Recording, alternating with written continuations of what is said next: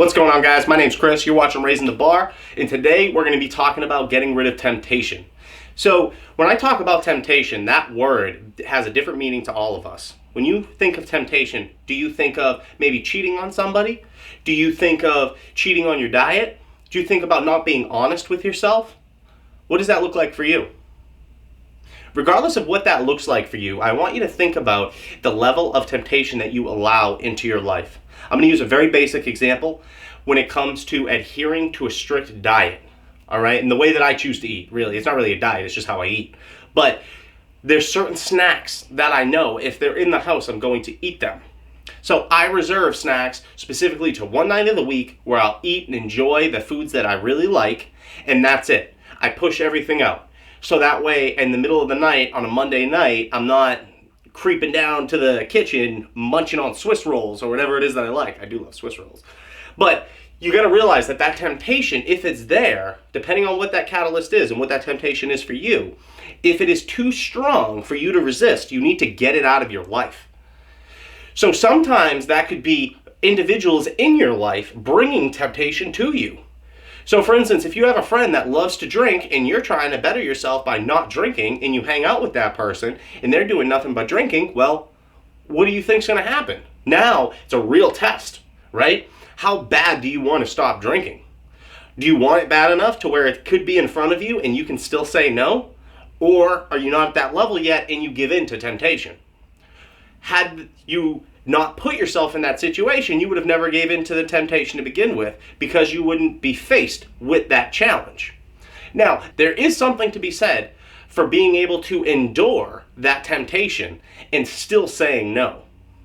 And I think in order to do that, in order to really be able to say no to temptation, you have to have a very good reason as to why. You need to have a very clear sense of direction as to what you're looking to accomplish and how that particular temptation doesn't fit in with what you want. I'm going to give you a basic example of how I learned a valuable lesson on temptation. When I was very young and I was in relationships, I was not the most loyal boyfriend. And I made this mistake of cheating on the girl that I was with. And I feel terrible about doing that now that I'm older because I realize the long-term ramifications of making such a terrible choice. But at the time, the temptation was too great. And I was also too insecure to say no to temptation, that level of validation from me. But ultimately, what I've come to realize is the juice is not worth the squeeze.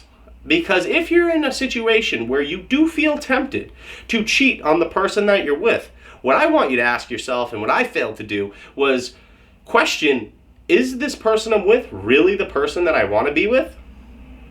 Because if so, that level of temptation wouldn't be there at all. Because you would be so satisfied and happy with your relationship that the even mere idea of putting that in jeopardy would not even be an option. That's where I'm at now. I'm very fortunate to be in a very solid relationship to where the idea of cheating or any of that nonsense isn't even a thought. I love my girl to pieces, and that's just kind of where my head's at.